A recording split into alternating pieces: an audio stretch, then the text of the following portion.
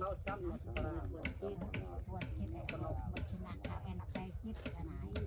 ไอ้รถใจจิตชนะนั่นแล้ว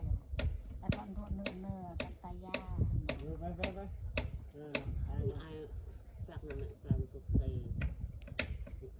ป็นแบบเยอะกว่าอยู่ตึกนู้น ไม่ต้องคิดจักนี่เหรอตั้งอ่อนอ่ะประเด็นมันไหลนะ พอจะวิจารณ์ตั้งน้ำพอดีกรอบ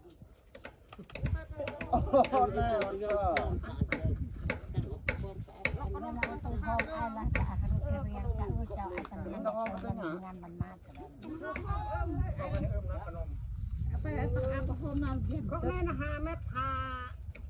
ไอเดินบนไอ้ข้างก็ต้อง5 เมตร